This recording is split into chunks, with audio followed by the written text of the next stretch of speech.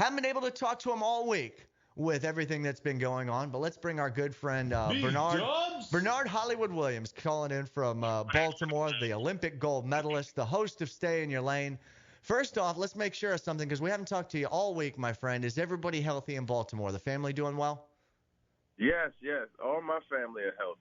You know what? Let me Yeah. see if I can guess. I think what has happened here is you normally call after dropping off your daughter at school. That's normally when we get Right. our phone call, and I imagine schools have been canceled up in Baltimore. So have you been taking the opportunity to sleep in a little bit? No, actually, the last couple of days I've been reading and doing schoolwork with them during that time. So Oh, so you've today I become the decided to do it. teacher. Yeah, man, I was reading and math problems and stuff, and then time got away from me. But we did it early today, and so I'm here today. So I just got to get up earlier. I hear that. And and by the way, all the credit into the world, all the dad points in the world for you doing that, because I know there are two challenges involved with that. One, it's been a long time since you went through some of that class material yourself, and it's tough to dig it out of the cobwebs in the back of the brain to be able to help your kids with their schoolwork. And two, they don't teach it the same way anymore. How you dealing with that, man? I mean, it's online too, so this is new. Like, I'm going through it with her online and knowing, which windows to go into and when to ask for help and things like that. So it's a learning experience. It's like having a new computer or a new phone. You got to learn it. So how does this end up? Do you think you're helping? Are you tutoring her? Or as you go through the lessons, does she end up tutoring you? Well, actually, both happens because I'll let her know what's going on, and then she'll say, "No, Daddy, that's not how we do it." And I'm like, "Oh, okay. Well, must be the new math. This must be the new math. I have the old math." So, yeah, but she ended up showing me that this is not the way. So it really helps her in the end because she knows what she's doing.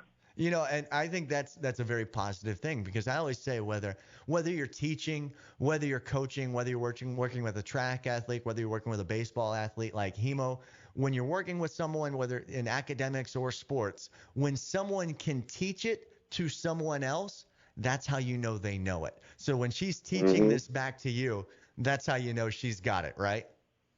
Exactly. Exactly. So let's talk a little bit about what's going on with the Olympics. We haven't had a chance to talk to you about this all week, but of course we've got the news that the Olympics are going to be postponed until 2021. And what I thought was interesting about this is it kind of seemed to go down the same way that the March Madness basketball tournament was canceled. If you remember, about a month ago, we got the reports that the March Madness basketball tournament will be played without fans. And then a number of the colleges, Auburn University, Duke University, Auburn being a more recent blue blood, Duke being a longtime blue blood, but some of the more important names for the basketball tournament said, we are not going to send our teams. Even without fans being there, we're not going to send our teams for safety to not play in the tournament, and that ultimately led to the cancellation of the entire tournament. We saw the same thing with the Olympics.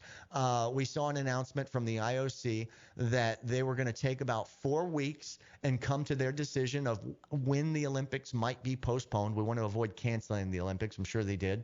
But then countries like Canada and Australia said they would not be sending their athletes to the Olympics.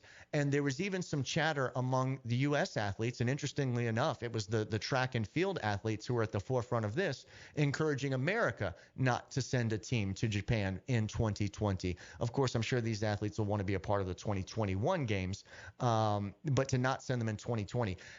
What were some of your thoughts and your take on all this? It just lets you know how serious this virus is. It's that serious that there are a lot of people dying from this virus. And I already knew it was serious when they canceled basketball. Then when they canceled baseball. Then, you know what I mean? Then you started reading about different people and then people's moms and then different NBA players getting it. It's that serious to the point it's not even about competition or contracts or money. Yeah. It's about are we really safe out here? And are they going to get a hold of this thing? Because at this point, I don't think nobody's going to be thinking about sports.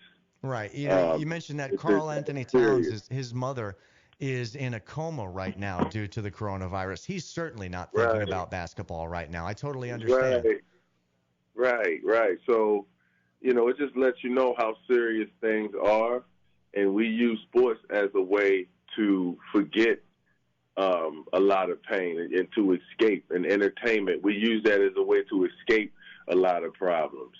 But this is one problem that you can't escape, when you're dealing with people dying from a certain virus. So, And yeah, all the credit to these athletes for what I guess you'd have to say their acceptance of the situation. Because Bernard, you know more than most what it takes to go into not just winning, but to compete at the Olympics in order to achieve that goal. What it means to win and compete for a gold medal. You know what you are willing to sacrifice to win a gold medal, but it's surely to their credit. The one thing they're not willing to sacrifice is potentially their own life, potentially their health, and even more importantly, perhaps the health of others, not spreading it to other parts of the world. And certainly a credit to those athletes. Wouldn't you agree? absolutely, absolutely. Well, Bernard, it's been a pleasure. Again, sorry we hadn't had a chance to talk to you all week long. Hopefully, we'll get a chance to talk to you a little bit more next week. Thank you again for checking in with us today. Beastie, before we get out of here, who's our beast of the day? I'm going to go with the Texas Roadhouse CEO who's foregoing his salary and bonus so he can make sure to pay his employees on time. Very cool. Very cool. And by the way, the Boston Bruins owner, what's his name? Jeremy Jones, who said he was going to pay his part-time employees and then just laid everybody off. Not cool, bro. You're the not beast of the day. How about that?